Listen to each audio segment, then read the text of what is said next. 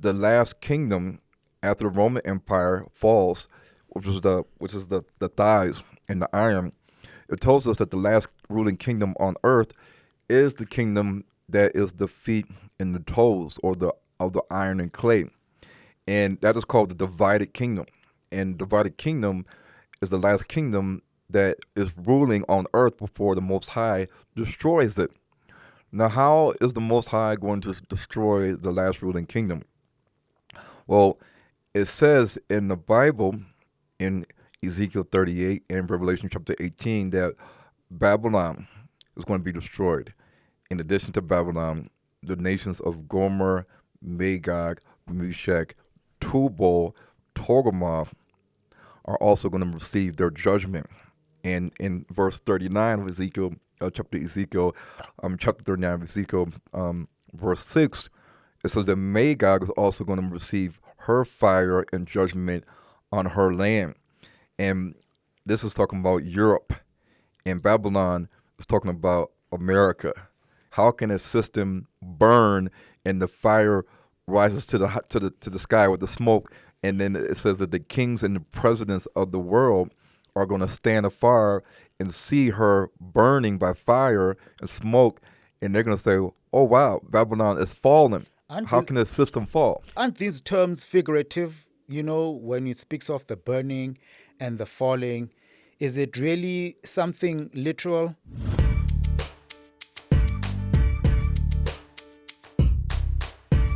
Welcome to Something Nice with Dinano.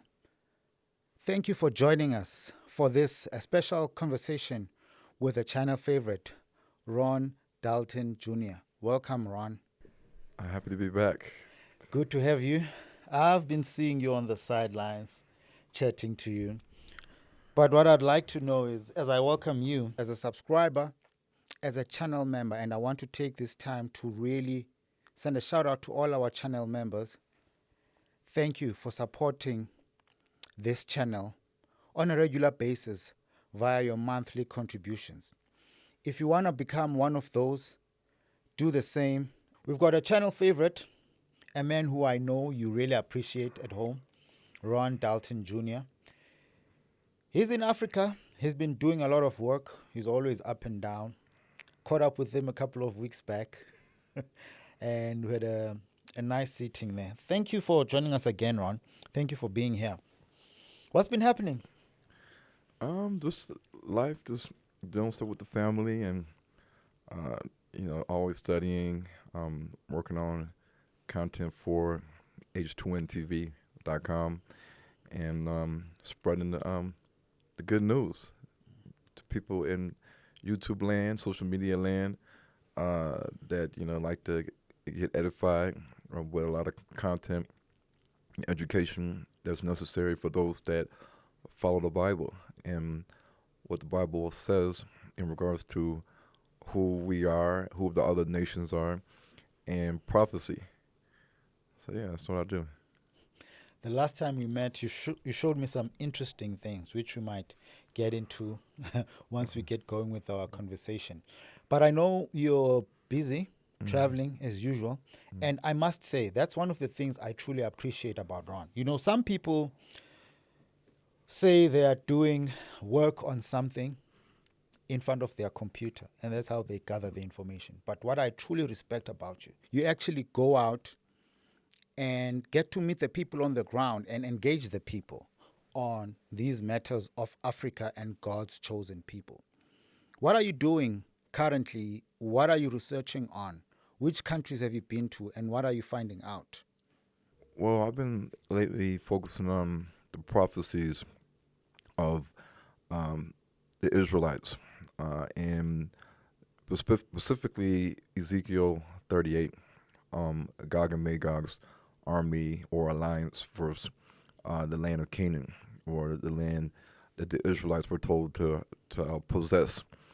And basically, when you look at the chapter in Ezekiel 38, it kind of gives you a overview of what's happening now and what's happening in the future. And if we take a step back and look at world history, then we can look at other chapters like Daniel too. And we can see how things are lining up perfectly in terms of Bible prophecy as it relates to the land of Africa and the Bantu people, sub-Saharan Africa, and a lot of these countries today that we see under the names Russia, China, India, the European Union, 27 countries, America, and even what's going on now with the Sahel and Ibrahim Traore. So lately I've been really connecting the dots on these things so people can understand how prophecy is unfolding right now. You mentioned a couple of countries, including Russia, the Sahel region. Hmm.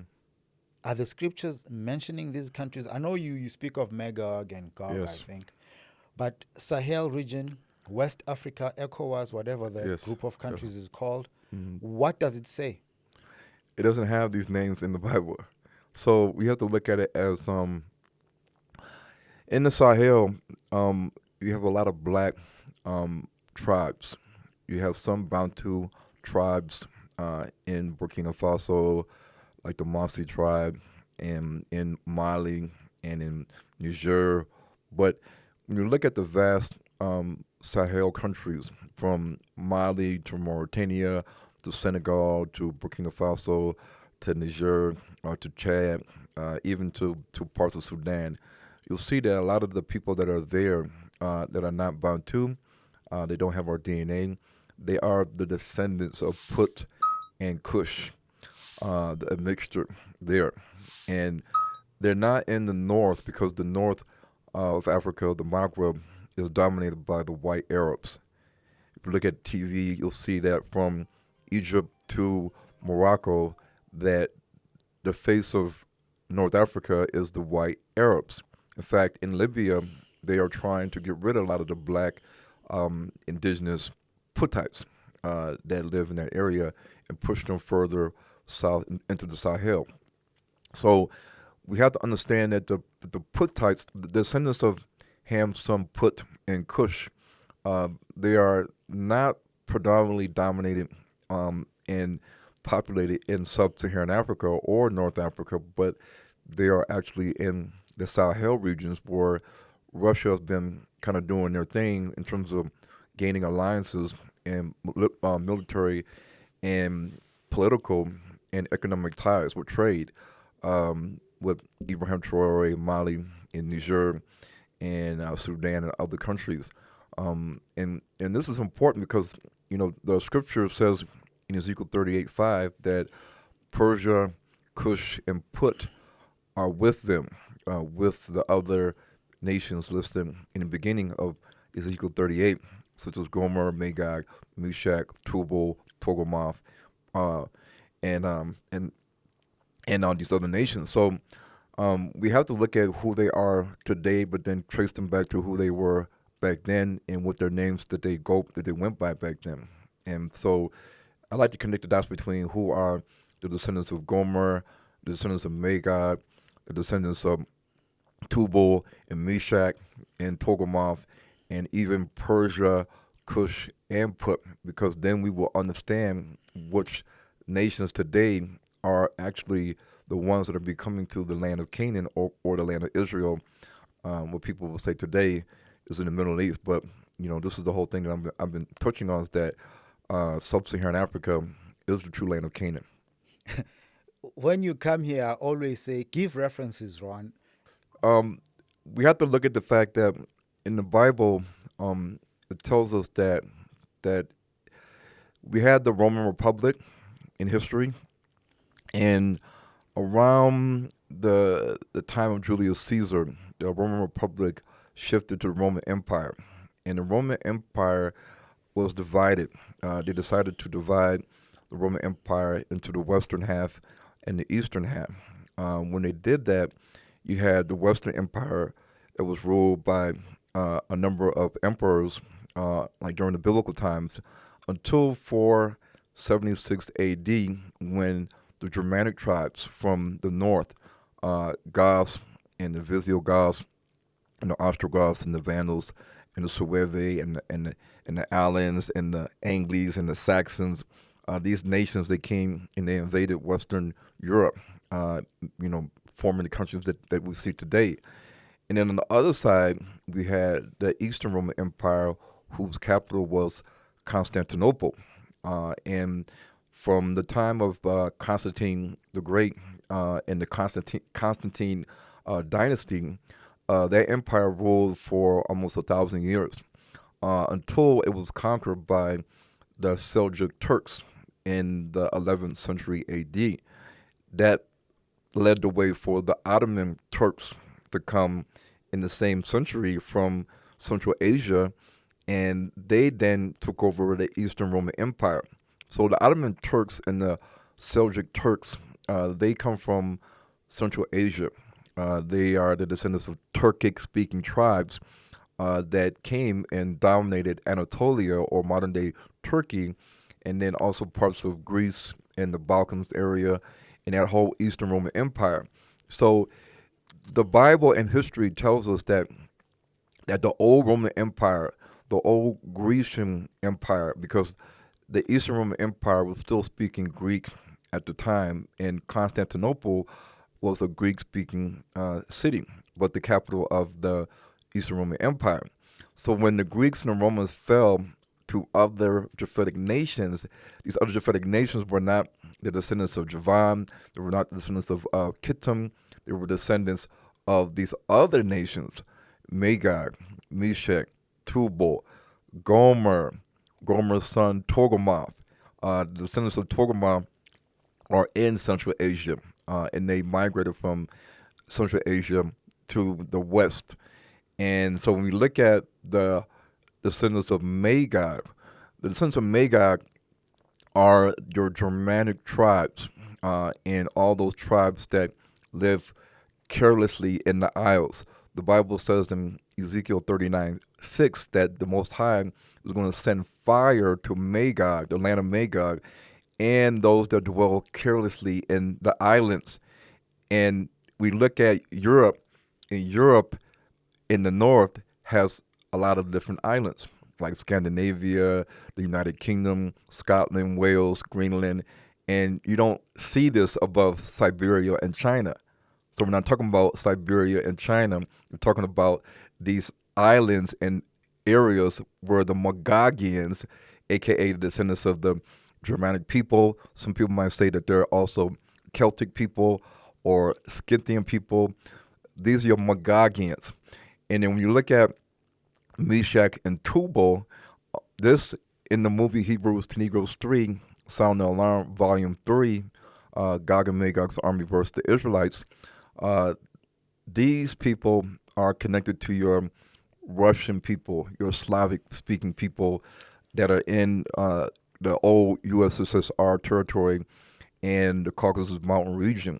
So when we look at these nations today that are in Western Europe, Eastern Europe, Russia, the Caucasus Mountain region, even going into Central Asia and Asia, we see that they are not Greco-Roman people, but yet they are on the scene right now, dominating Europe in terms of the people that's in Europe right now, dominating our Germanic people. And even though we have the Romance languages that are spoken in Italy and Spain and Portugal, a lot of the people that are there are the descendants of Germanic tribes.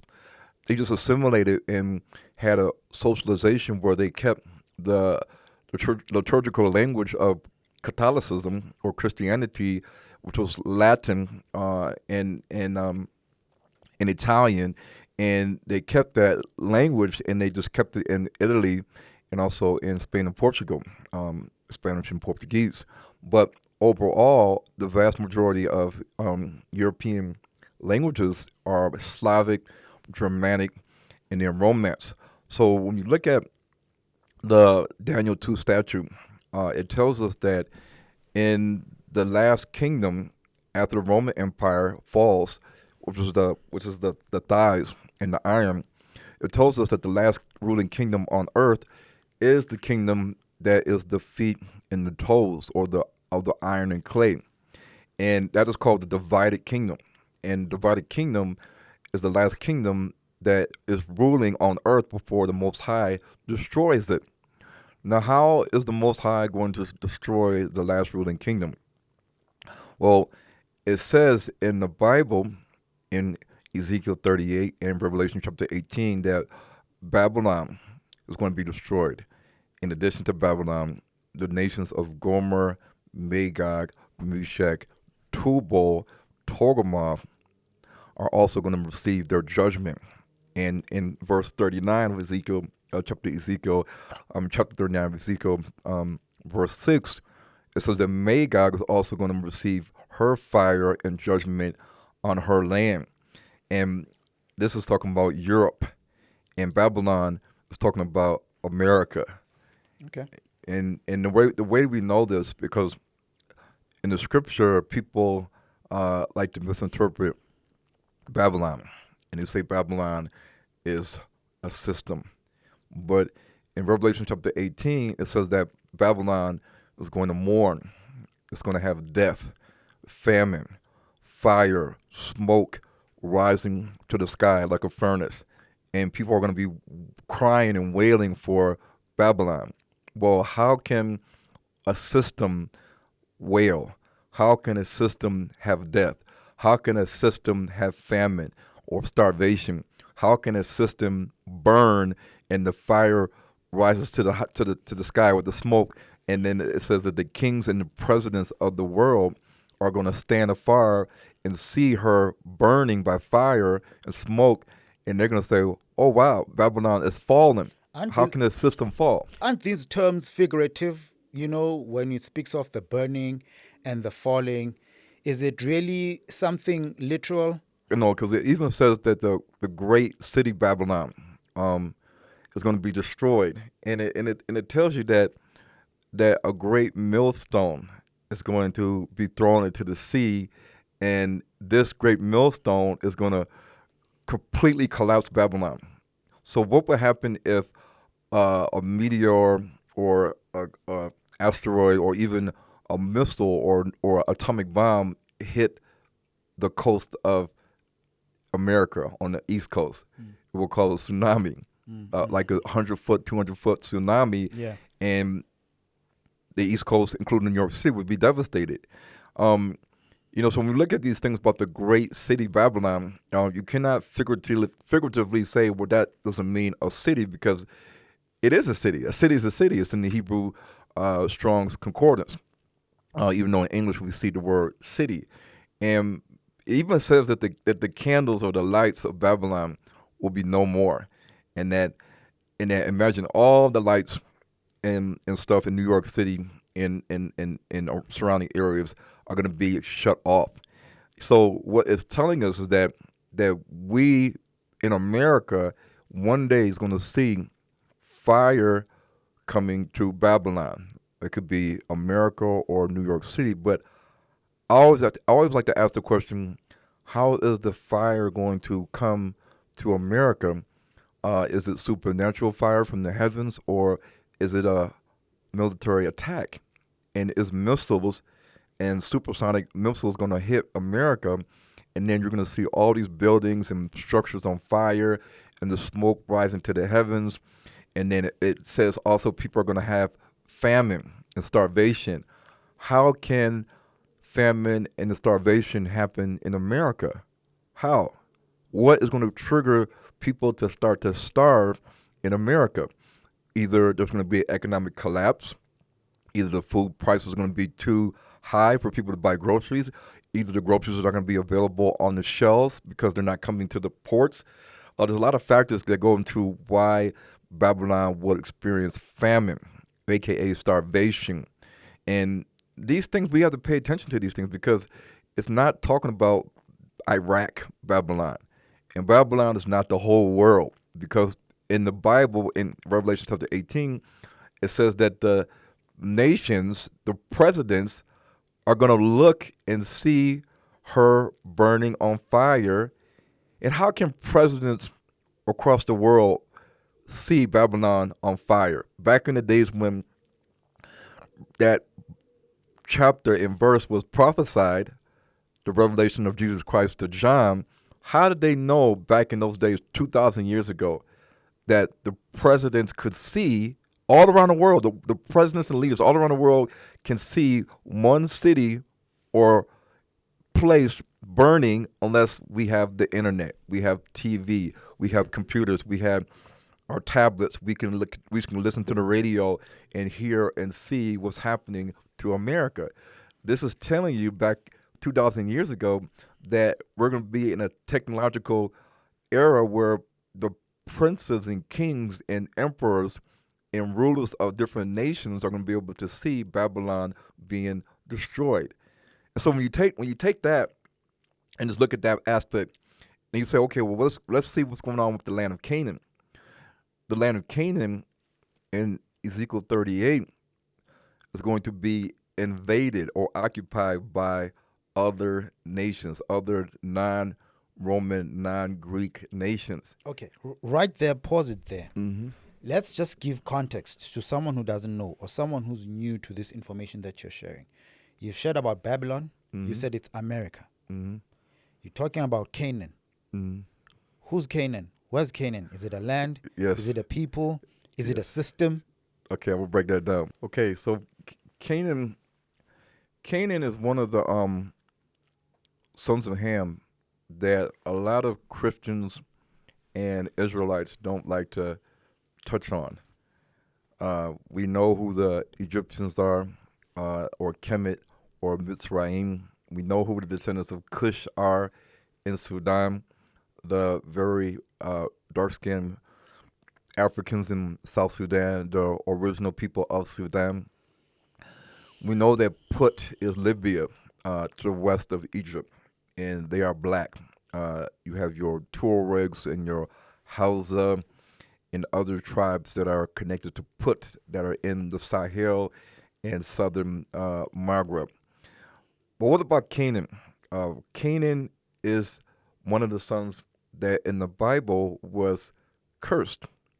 But aside from the curse of Canaan, if Canaan's brothers were black, meaning his brother Mitzrayim, his brother Kush, his brother Put, and if Canaan was going to be a servant to his other brothers and be kind of on a lower class scale than his brothers, he will not have a kingdom. He will not rule over his brothers. He will be subjected to his brothers. We know about the Egyptian dynasties and the kingdoms they had. We know about the kingdom of Kush. We know about the Puttite pharaohs that ruled Egypt from Libya. And what about Canaan? Or Canaan, did they have a kingdom? Did they have a king or queen? Did they have any lasting empire or civilization that we can read about in history? No, but we know that a lot of the ancient explorers from the time of the Egyptians and the Greeks and the Romans, that they took expeditions into the land of the south, which the Arabs called the land of Yam, Y-A-M. The Arabs believed in the Quran that Noah had 4 sons. He had Shem, Japheth, Ham, and Yam, which is synonymous with Canaan. This is what they believe in the Quran. And the land of Yam was the land of the south, or the land of the horizon dwellers, the land beyond the Nile, beyond the Nile River and its origin. And the reason why we know this, because in the Hebrew, there are 4 words for south. You have Negev, you have Duram, you have Timon, and you have Yam or Yamin, Y-A-M-I-M. You have the Yod, the Mem, the Yod, and the Nun, Yamin. In Timon, a word for south in the Hebrew Strongs, is based off the root word Yamin. So when you get the word Yemen, it comes from the word Timon and Yamin. In the old South Arabian language, you have Y-M-N, the consonants. And Y-M-N in the old South Arabian Shemitic script means south. So in the Bible, you'll see a lot of times where it says Abraham traveled south after he left Egypt. You'll see in the story of the Exodus that the Israelites traveled south along the pathway of the Nile River, which they incorrectly call the Red Sea in the Bible. And beyond the rivers of the Nile, the people like the Egyptians. Don't you want to be specific? Yes. In the English Bible, Yes. they incorrectly label it as the Red Sea. Yes. Whereas in the original Hebrew manuscripts, it's Yam Suf, which means Sea of Reeds. Sea of Reeds. And Yam can also mean a large body of water, a large river, a large lake, or a sea. It does not have to just always mean a sea. And we know that reeds are seen on freshwater banks of rivers, not the Red Sea where it's hot and saline with a lot of salt, because you're not going to see it there at all. And the Bantu people are the people of the reed, or their ancestors, the king of the reeds. It's talking about Moses. Moses was put in a reed basket. You get the papyrus reeds from the banks of the Nile River and the Congo River. But you see, in the English Bible and the Greek Septuagint, they have Red Sea. But then when you look at the Hebrew, it's Yam Suf. And even in the Bible, it does not say Dead Sea. It's the Salt Sea. And there's 2 salt lakes in Ethiopia, in the Afar region, in the Danakil Depression. And the Sea of Galilee is not a sea, it's a lake. And it's a lake smaller than the African Great Lakes. All the African Great Lakes are bigger, way bigger than the Sea of Galilee. They call it a sea, but it's not a sea. It's a lake. Hold on. Now that we're going back to original names, do you perhaps have an original name on the Sea of Galilee? Because we had a guest here who was saying it's not a sea. It's just a body of water inland. It doesn't meet the characteristics of a sea. And I had a back and forth argument with him.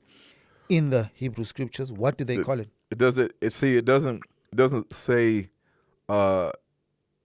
We see the word, yes, Galilee, and we may see in the English Sea of Galilee, but we have to understand that just like the word Yam can mean a lake or a river, it's not a sea. It's not like the Atlantic Ocean or the Arabian Sea, the Mediterranean Sea. It's a large body of water. It is a lake, and it's a very small lake.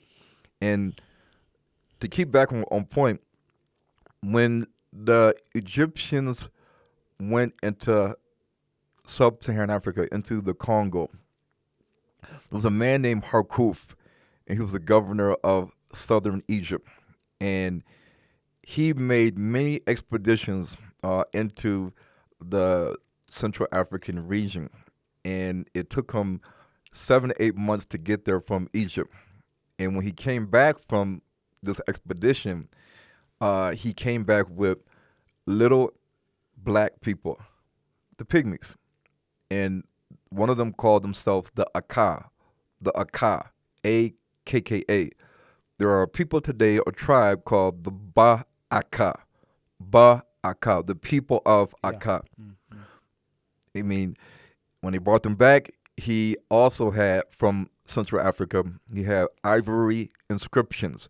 Whereabout are the Ba-Akka today? They're in like the Congo, Cameroon area. So African Uganda. pygmies. Yeah. Okay. And he said that they had tribes, vast tribes there of little black people. And they viewed the people that lived in the South as kind of like mystical, spiritual, because they don't really see the pygmies in Egypt, in the north. And when he came back with the pygmy, he not only had pygmies, he had black panthers, leopards. He had ivory inscriptions like elephant tusk, and people that were writing on the ivory tusk, and gold and all types of minerals and spices. Now, leopards and panthers and elephants, gold, this is all seen in Central Africa, sub-Saharan Africa. It's not seen in Egypt. It's not seen in Sudan. It's not seen in Libya. It's seen at the origin of the Nile in Central Africa. And at the time, there was a boy king named Pepi II. He was like 8 years old. And he was the fifth king of the sixth dynasty of Egypt around the time of 2200 BC. So this is before Abraham lived. Before Abraham even got to the land of Canaan, this Egyptian king sent a letter to Harkuf, and Harkuf has a tomb in Aswan, Egypt. And in his tomb where he died, he has the inscription of the letter of the Pharaoh to him, telling him that I know you've been going down back and forth to sub-Saharan Africa and into the land of the pygmies and the land of forest and trees and mountains, and I want you to bring back a pygmy. And Harkuf did that. And he told him that when you come back from the land of Yam and you descend to Egypt, because Central Africa is a higher elevation land. So you have to descend when you go down to Egypt. He acknowledged that these pygmies live down in this area. This is They lived down or lived up? they live, well, in terms of elevation up, Yeah. but in terms of direction south. And who are these black people living in sub-Saharan Africa? Because the Bantu people all know that when they have traveled from Egypt to where they are today, that when they came into the Congo and Angola and Cameroon and Uganda, Rwanda, Burundi, and Malawi, that there were little black people. Some people might call them the Akafula, the honey collectors, or the little black people. Some people might call them the Deneg, or DNEG, or DNK. Some people might call them the Ba Ntwa. We call them abattoir here. Exactly. And the Khoisan Bushmen, they say the abattoir or barawa, or there's another word, I forgot what it starts with. And that's all connecting these little black pygmoid hunter-gatherer forager tribes that are not shepherds, they're not pastoralists, they're not farmers. The Bantu people are those things. And the Bantu people all acknowledge that they were here first. They were already here. So they were already here in sub-Saharan Africa living. Then who were they? They have to be one of the sons of Ham. They're not the Egyptians. They're not the Cushites. They're not the Puttites. But they're black. They're living in Africa. And the Bible tells us that the land of Canaan is a land of mountains, hills, rivers, streams. Remember, rivers and streams. Tributaries are like little streams that drain into a larger river. So in Africa, you have the most rivers and streams or tributaries in sub-Saharan Africa. The Bible says that the land of Canaan has volcanoes, torrents like rapids, where the water's rushing really fast and then it falls down like a waterfall. It says that it's a land that you will not lack anything. A land where bread is abundant. A land where the stones you will dig iron, and the hills have copper or brass and tin. These things are in the Bible. It says the land drinks the rain of heaven. The Most High's eyes are always upon it. It's a well-watered land. It's a land of forests. A land of forests and trees. But we see that in Israel today, there are no trees. Israel's tree percentage is 1%. 1% of Israel is forested. 1%. It's interesting that you bring up the issue of the resources of Africa. There is a well-known African historian, Egyptologist, a chemistry professor, Sheikh Anta Diop, speaks about the abundance in Africa. And he mentions the four big rivers. I think I might forget the fourth one now, but he mentions the Congo, the Nile, the Limpopo.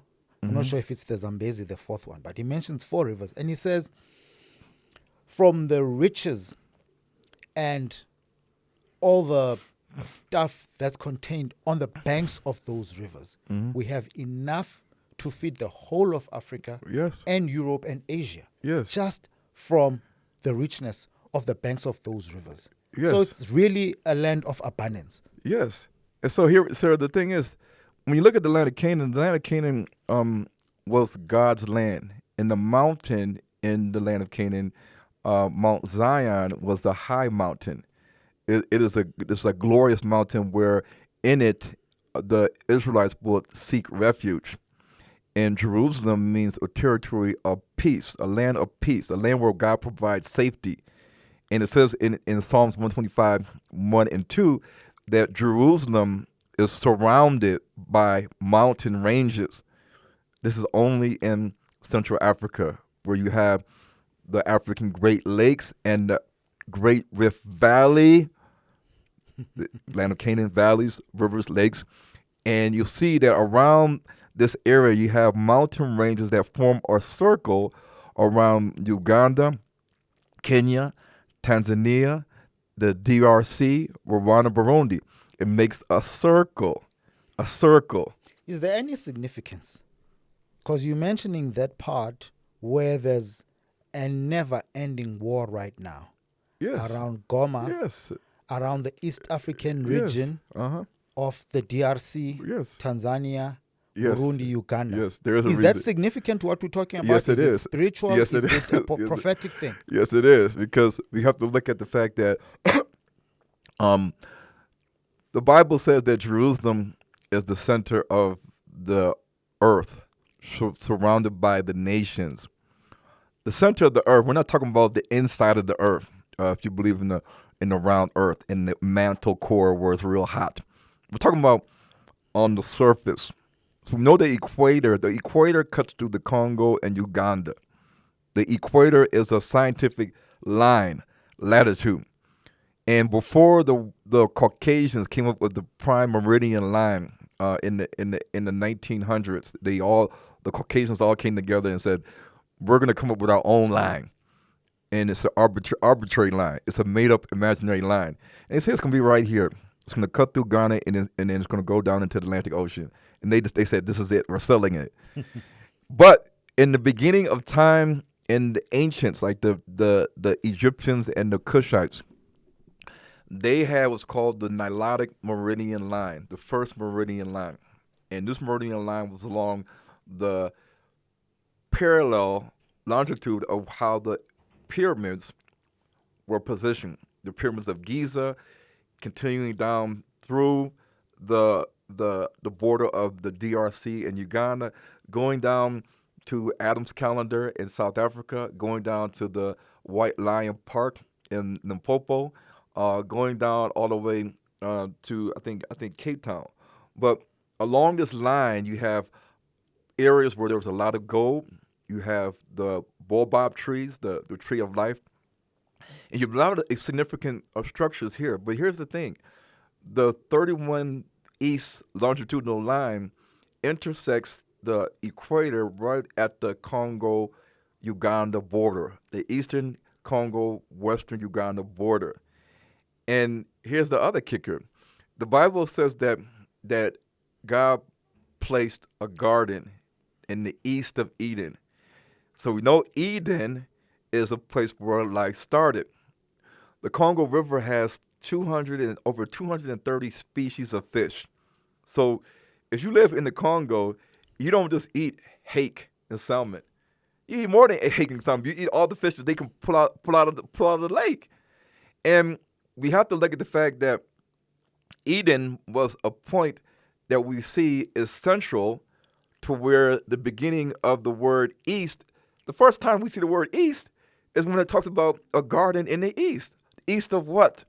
Well, we know that the river that supplies the four rivers of the Garden of Eden, or the world, is the river that goes to the east, and it waters the garden.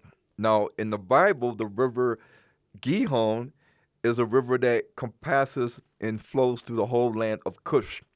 The land of Kush is Sudan. The Nile River flows through the whole land of Sudan. We all know that. This is the Gihon, the Nile River. What about the Pishon River? The Pishon River is said to be a river that flows through a land that has abundance of gold. So gold. It says that the land, if it talks about Havila is what the Tutsis call the Great Lakes region. The Tutsis in Rwanda call the land of Havila the Great Lakes region, where they're at in the DRC Congo, because the Tutsis live on the eastern part of the Congo and in Rwanda. The Bible also says the Pishon River, in that land, there was bdellium. Bdellium is African myrrh. African myrrh is an aromatic gum, or it smells certain ways. It doesn't smell bad, but it's like a gum. Okay. And you find this in sub-Saharan Africa and in Central Africa. African myrrh is bdellium. You can look it up. It says also... Isn't that some of the gifts that were brought when Christ was Yes, being born? Okay. frankincense and myrrh. They have it here in Africa. You can see it here. And the other thing that it has was gemstones or precious minerals or stones. In the Bible, it says onyx, but it's mistranslated as beryl or gemstones. Now, where in the world in Africa can we find the most minerals and gemstones like beryl and emerald and gold and diamonds? It's in the Congo, Uganda. So the Pishon River, which the locals, the Bantu locals and the Pygmies, say that the Congo River and the Nile River receives the same source of water that makes it flow. And the Congo River is the second largest river in Africa, and by volume is one of the largest rivers in the world, second to the Nile River. So when we look at Eden and all the ecological, biological systems in that area, you have to admit that if the word Eden means it's ayin, dalet, nun. Eden in Hebrew is ayin, dalet, nun. These are the three letters. Ayin, to see, dalet, the doorway, nun, to life. To see, the doorway to life. Where is life at when you look at Africa from the satellite? You see all the green is concentrated in Central Africa. You look at the north, you look at the south, you see it's kind of brownish because it's not as fertile and lush and forested as Central Africa. So when we look at all these things and understand that when Adam and Eve were banished from the Garden of Eden, God placed a cherubim, angel, to guard its entry. Because remember, back in the day, the Garden of Eden was the habitation and dwelling place of the Most High. And then he kicked man and woman out, and he placed a cherubim there to guard people from coming into it. The Ark of the Covenant on the mercy seat has what? 2 cherubim. And inside the Ark of the Covenant is where God dwells. And the cherubim is what protects the Most High from people coming into it. What's the significance of the angels? So here's the thing. Just like the cherubim guarded the Ark of the Covenant, the mercy seat, when they had the tabernacle, and the same thing, the cherubim guarded the Garden of Eden, the entrance. These represents holy places or sites. The temple, the holy temple, the tabernacle, the Garden of Eden are all holy sites to God and to the Israelites. Now, the interesting thing is that in the book of Jubilees, it says in chapter 8, verse 17 to 19, that the 3 sacred holy sites is the Garden of Eden, Mount Sinai, where God communicated with Moses on the top, and Mount Zion. It says that these places, these 3 places, are depicted as forming the navel of the earth, or the center facing one another. Now, the navel is also used in the Bible as like the center, or tavik in the Hebrew. And when you look at the Congo, the word Katiopa in the Kikongo language means the center, the navel. And the word that they use to describe the Congo also is Zeta Dianza. Zeta Dianza means the center of the world, of the earth. And this is exactly how we look at Jerusalem and Mount Zion. Now, the interesting thing about Mount Zion being in the territory of Jerusalem, and Jerusalem is in the center of the earth, we see that in Central Africa that you have you have high mountains, and there's one particular mountain that is a mountain that's not formed by volcanic eruptions and ash buildup. It is a block mountain called the Rwenzori Mountains, or the Mountains of the Moon, or the Rainmaker. And the Rwenzori Mountains, the foot of the Rwenzori Mountains, is at the Uganda-Congo border.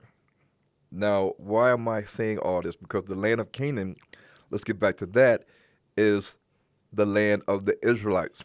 And if it is in sub-Saharan Africa, or the land of Yam, or the land of the south, then in the Bible, we should see directions of how the Israelites traveled south along their Exodus route to the land of Canaan.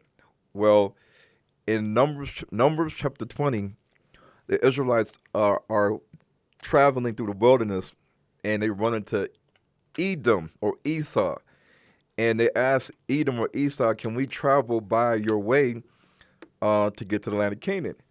And Edom says, no, you cannot. And so they have to go around the land of Edom. In Numbers chapter 21, it says, the next chapter, it says, and this is after the Israelites had passed going around Edom, it says, and when the king Arad, the Canaanite, which dwelt in the south, heard tell that Israel came by the way of the spies, then he fought against Israel and took some of them prisoners. And it says in verse 4 that, and they, meaning the Israelites, journeyed from Mount Hor by the way of the Nile River, the Reed Sea, or the River of Reeds. It says that in the Hebrew that the Israelites journeyed and took the path of the Nile River. In the English, it says Red Sea, but in the Hebrew, it's Yam Suf. Yam Suf is not the Red Sea. The Red Sea is derived from a Greek Latin word, erythema or erytheus. Like when you have a rash, it's erythematous. The Erythraean Sea or ocean was not a thing until the 1st century AD. 2,000 years ago. So at the time of Esau and Jacob and the Israelites, there was no such thing called the Red Sea, because it's a Latin Greek word. Erythema, erytheus, ocean or sea, aka the Red Sea. But in the Bible sense, it is the Nile River. So it says in Numbers chapter 21 that the Israelites journeyed by the pathway of the Nile River to go around the land of Edom. So when we look at this, we have to ask ourselves, well, where is the land of Edom according to the Bible and Google today? The land of Edom, when you look at the map on Google, it is in modern-day Israel, like in the south, but it is nowhere near today's Red Sea, and it is nowhere near the Nile River.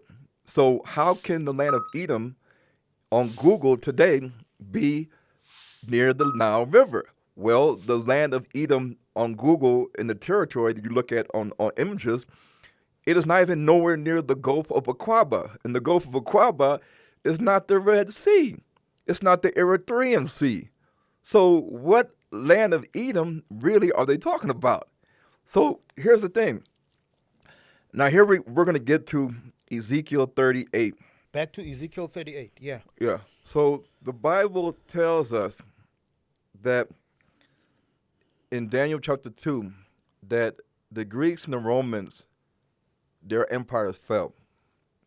And a new race of people came and conquered Europe, Eastern Europe, Western Europe. Germanic people, Turkic people, like your Arabs today, your white Arabs today, and your Jews today. And the Germanic people dwell in Western, Eastern Europe and the Isles, Magog. Now we look at the timeline that we're in today. Back in the old days, after Europe was conquered and you had the Eastern Roman Empire, Western Roman Empire, and you had the evolution of the European countries, the EU 27, you see that slavery started. Slavery and colonization of Africa. And who came to Africa? The Europeans did. The Germans, the French, the British, the Dutch, the Spanish, the Portuguese. These nations came along with the United States. They also participated in slavery in America. And the black Arabs came and enslaved the Bantu people in East Africa. Okay, so we have these Europeans that are wreaking damage in Africa, enslaving Bantu people, Israelites, and then colonizing the land, dividing the land, parting people up. So now we see in this day and time, not just the Europeans are putting their footstool and colonizing, spoiling, preying upon the people in the land and looting the land. It's newcomers. Who are the newcomers now? The Chinese, the Indians, the Russians. Is that all in the Bible? Do you It's find in the that Bible. in the Bible? And here's the thing. We have to use matter of exclusion. Okay. Because when we look at Africa's biggest trade partner today is China. Second is India. Now, we can say the European Union countries collectively is the largest trade partner for Africa, but when you're looking at countries alone, China's number one, India's number two, and then you have what you want to call the United States, France, Germany, and then Russia is at the 15th mark. Okay. And we know that these nations, Russia, China, the Arabs, the Jews, but specifically Russia and China, they're not speaking a Germanic language. They're not speaking Hebrew language. They're not speaking a Latin or Italian language. They're not speaking a Hamitic African language. They're not speaking a Shemitic language like Arabic or Hebrew. They're speaking a Japhetic language, but they're not Greeks and Romans. So that means that they have to be the descendants of Gomer, Magog, Meshach, and Tubal. But what about the Persians? The Persians are in Ezekiel 38:5. Well, the word Persia comes from the word Ariana. And Ariana or Aryan is what the northern Indians classified themselves back in ancient times. If you look at the ancient Hindu Vedic texts and the Avesta of the religion of the Zoroastrianism, old Persian religion, you'll see that the word Arya or Ariana or Aryan derives from an old Persian word for a people that were the originators of the old Persian religion and its text, the Avesta, and later we have the Hindu Vedic text, which is like the downstream. So the people in Iran today, they are descendants of Turks from Central Asia, Turkmenistan, Uzbekistan, Kazakhstan. They are not the descendants of the real Persians. If you go to the palace of Susa in Iran, you will see that the Persians were people with melanin. They were melanated people. The Iranians today are not melanated, but people in India are.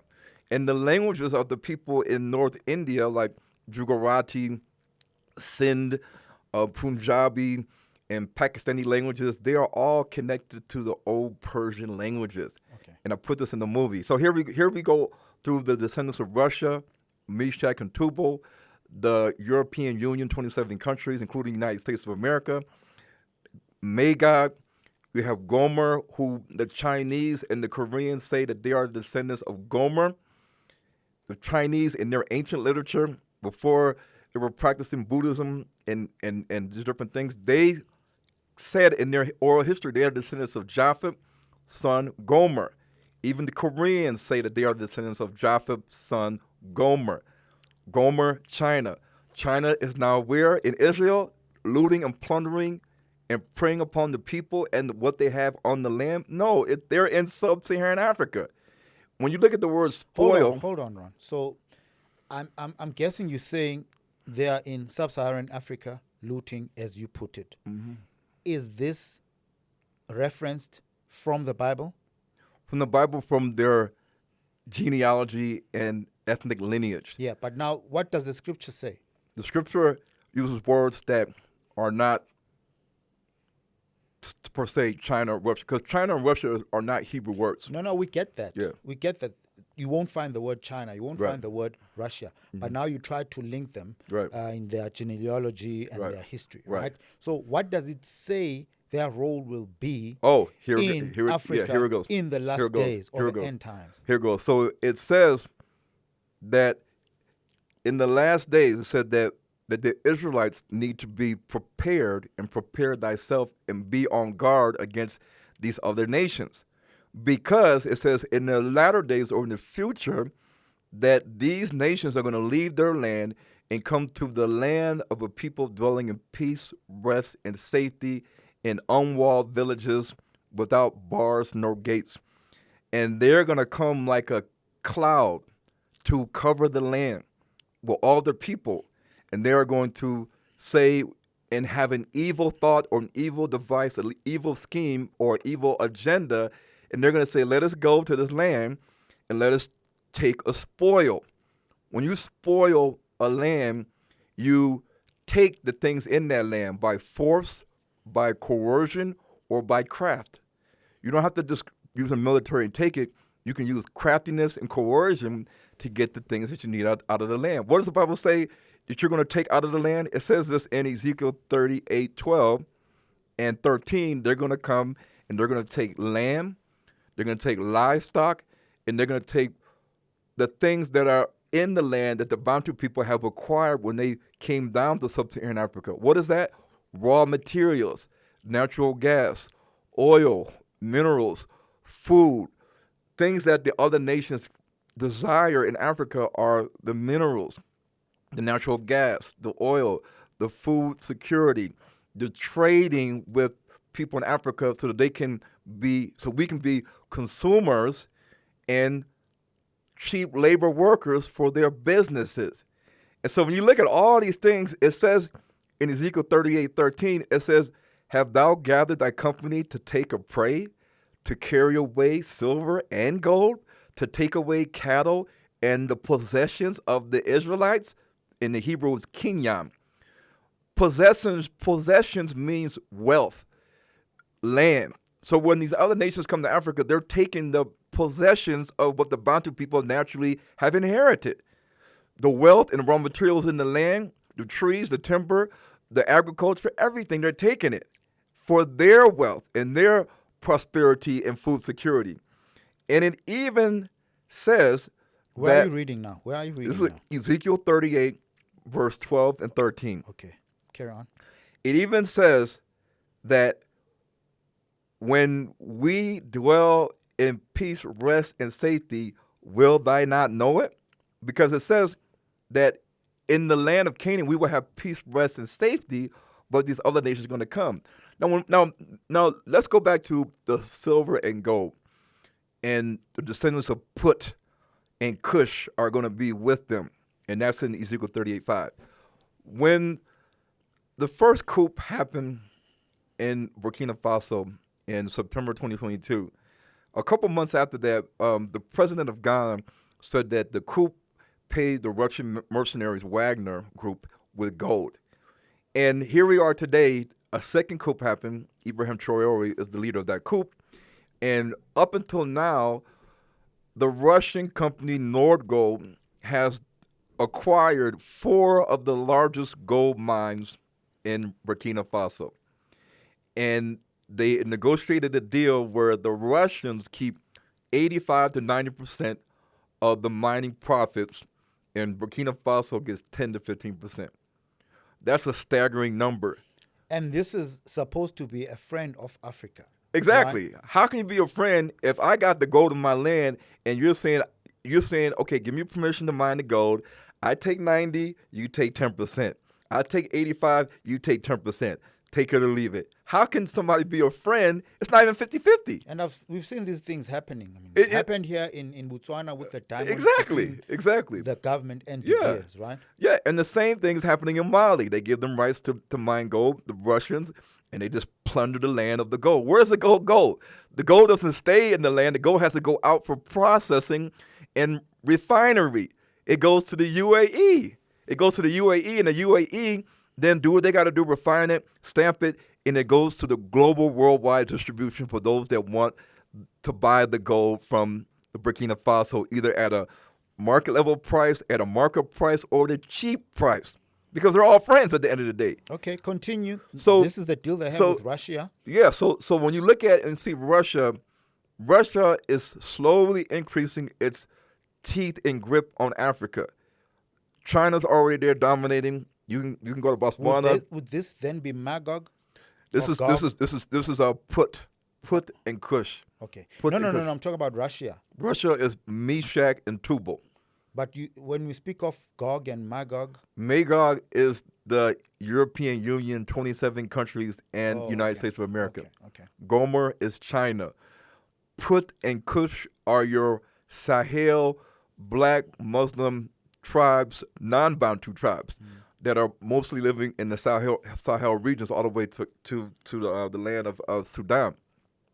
And then lastly, Persia, a.k.a. the controllers of the Indian country and government, North Indians, not the Dravidians, the Aryans, they are also in Africa. If you don't believe me, go to East Africa, go to Botswana, go to South Africa, go to these countries. You'll see the Indians are dominating. The Chinese are dominating. So I'm having a look at this map.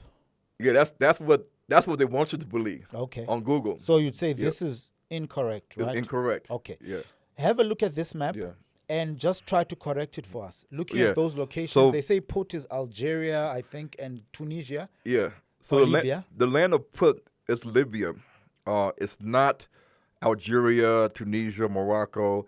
It's not that. Matter of fact, in the book of Jubilees, in the Ethiopic version, it says that the land of Canaan is all the land that's west of the land of Put, Libya, and it extends along all the coastlines of Africa. So it goes all the way along the coast of the North Atlantic Ocean, beyond the equator to the South Atlantic Ocean, going along the Bight of Biafra, the Bight of Benin. It goes all the way down to South Africa. It comes back up around the coast of Mozambique and then to the Horn. And it says that the land of Canaan is south. The land of Canaan is south of the land of Kush. And it extends to the beginning of the Nile and the mountains of fires, and it continues to where the sun meets the horizon. The sun meets the horizon. When you look at the Cape Town, you look at the ocean, and you see the sun over the horizon. That's why they call it the horizon dwellers. The land of the south, or the land of sub-Saharan Africa, was once known as the land of the horizon dwellers. To see the horizon, you have to either be standing on an open plain in like Tanzania or some land in Africa, and you can see the sun on the horizon, or you can stand on the edge of South Africa and look at the water and see the sun on the horizon. That's why it's called the land of Yama, the land of the South. But when you look at everything from a big picture, you see that the Bible says that the other nations are supposed to spoil and prey upon the people of Canaan, the Israelites. But none of these other nations, Russia, China, India, the European Union countries, the United States, the Arabs, the Jews, none of them are actively trying to spoil and loot, exploit, and prey upon the people in Israel or the land and its raw materials, because Israel has nothing. So the only thing that's happening in Israel right now is war and devastation. This is what they usually go for. These people that are against your narrative or your understanding of the scriptures and the locations. They say, where's the temple? Then I say, does anybody have a picture or video of the temple? They wail, they cry And at the temple walls. that wall is the remains of a Roman fortress wall called Fort Antonia. Fort Antonia is only about 2,000 years old, and the other part of the wall of Fort Antonia was destroyed. If you look at the Wailing Wall, you'll see all different types of bricks. They're not uniform. They're not the same color. They're not the same stone.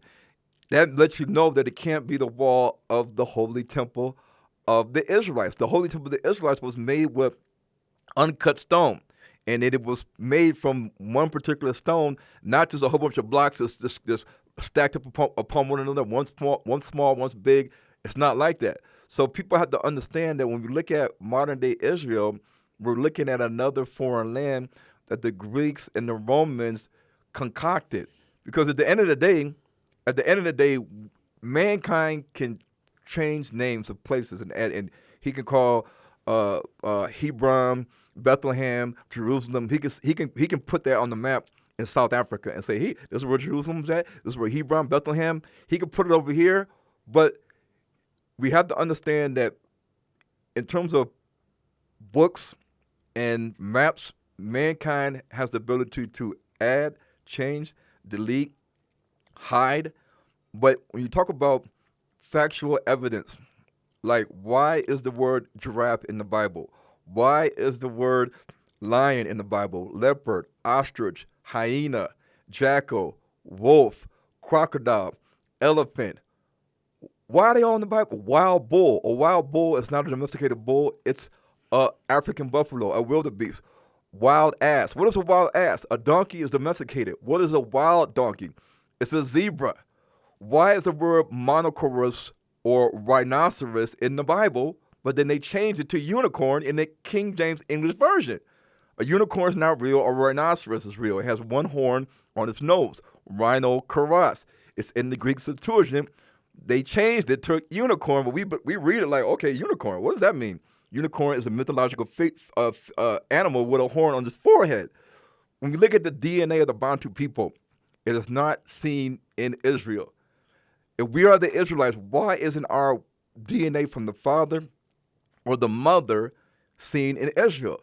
If we lived there for thousands of years and died there, our skeletons are in the ground, why isn't our DNA found in any archaeological genetic studies? Because the true land of Canaan is in sub-Saharan Africa. This is the land that the Bantu people say we left Egypt and came south. Most Bantu people ain't gonna say we left Egypt, we went northeast. Then we left northeast and came back to Egypt and then came back down south. Matter of fact, Mapanga says that we were here, we went to Egypt, came back down.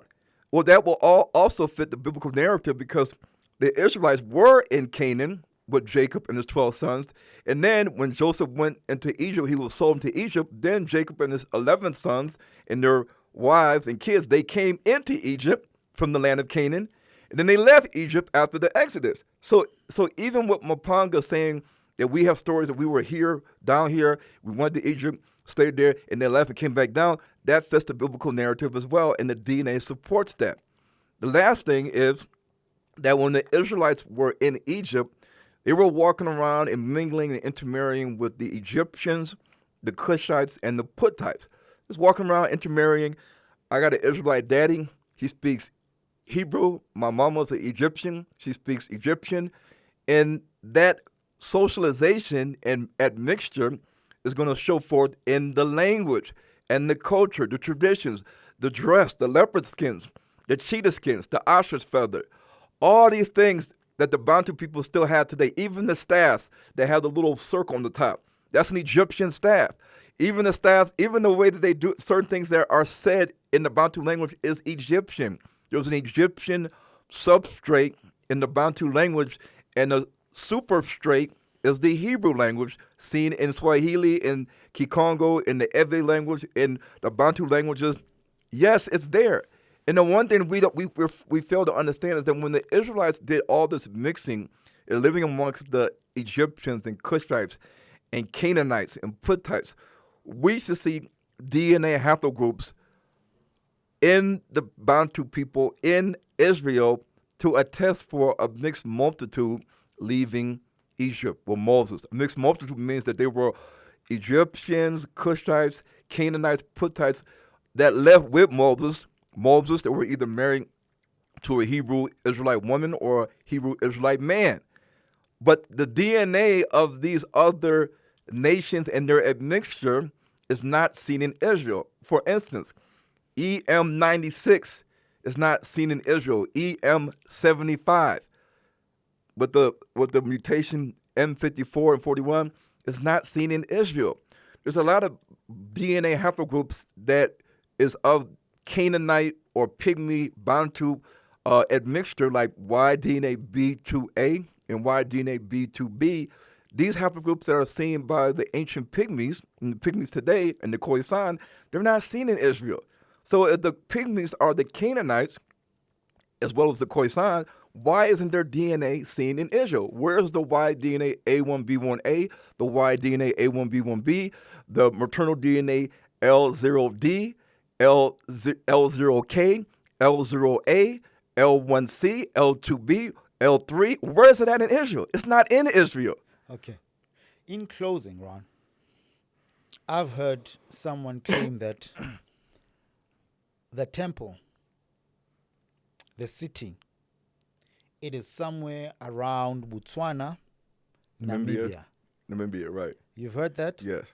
Is there any truth to that? Well, the problem with that is that Namibia and Botswana are not encircled by mountains. In Ezekiel 36, it says the high mountains of Israel, you will have refuge. You will eat off the mountains, the fruit. You will eat and lie down. It says this, but in Botswana and Namibia, it's not a land that is surrounded by high mountains. Namibia is near the coast of the Atlantic Ocean, so therefore, coastal lands are not going to be mountainous lands. Yeah. You're going to see mountainous lands going towards the inland. Yeah. And Botswana and Namibia is not the center of the earth. The equator is way up north, and the meridian line does not cut through Botswana, either the first meridian line that the Egyptians had or even the meridian line you have today. But there could be exceptions, Ron. A mountainous coastal land No. Cape Town. It's mountainous. But it's mountainous, but in one area. It's not like a circle of mountains encompass southern Africa. Okay.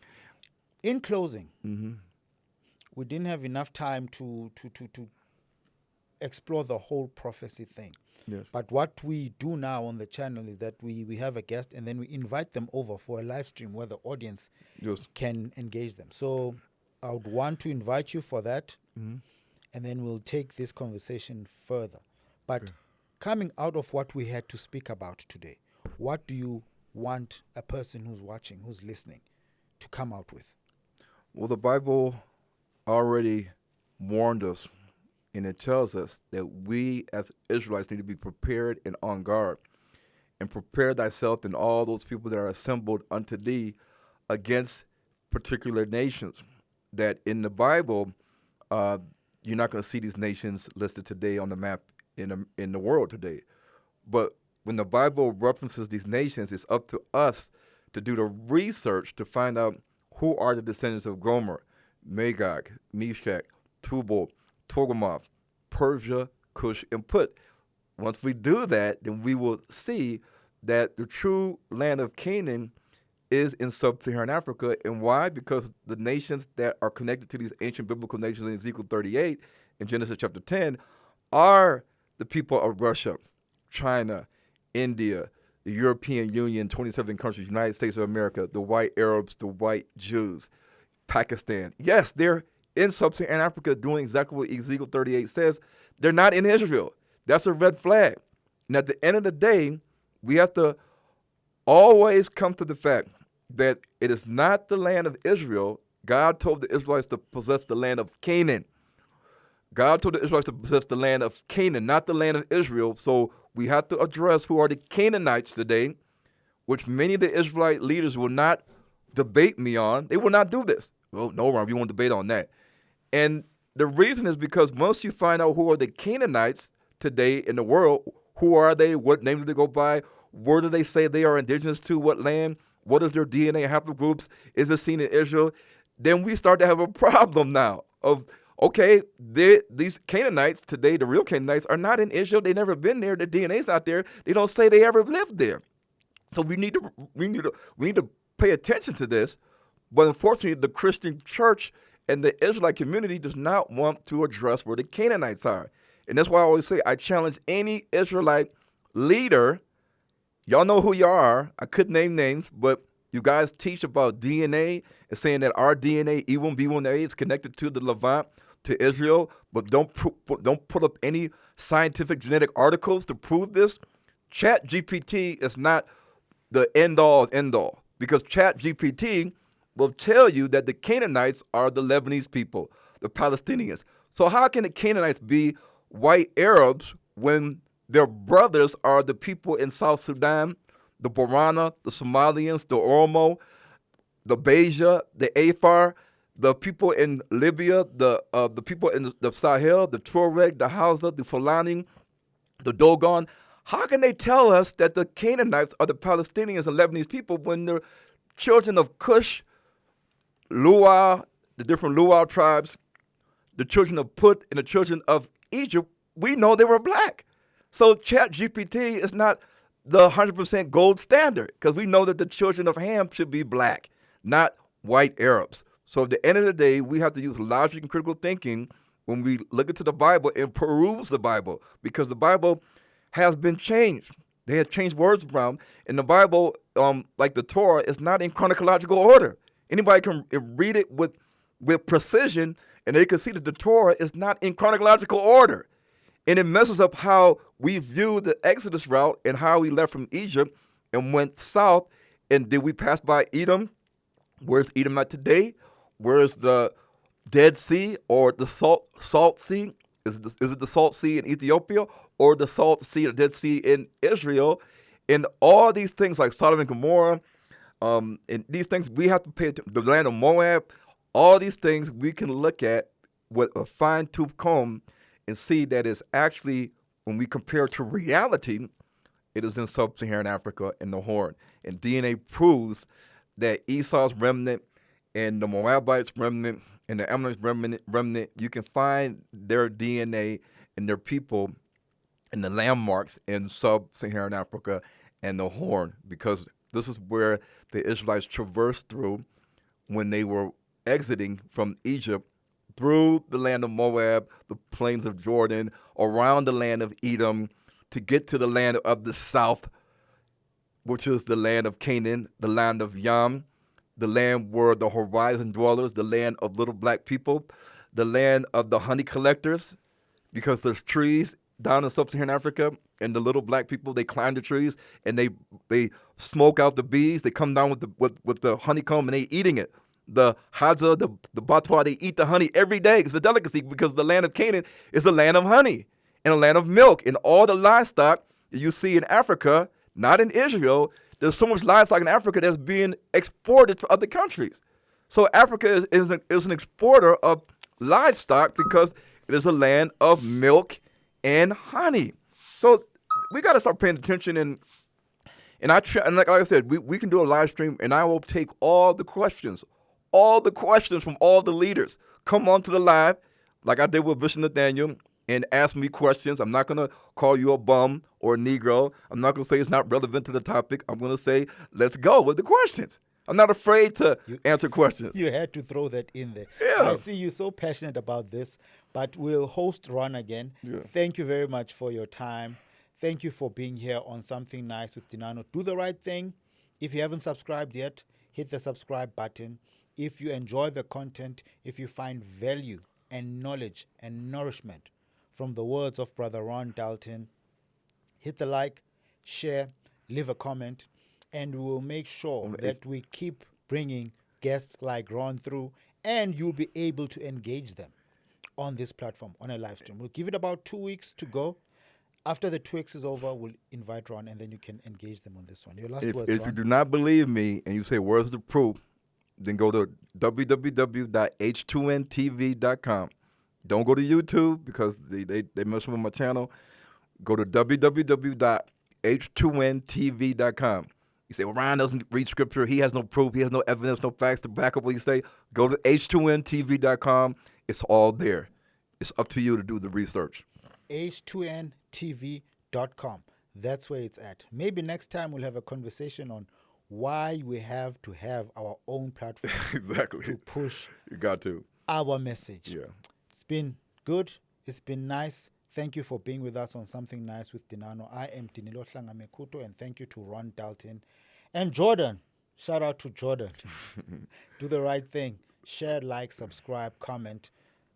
See you next time. See you next time. Shalom.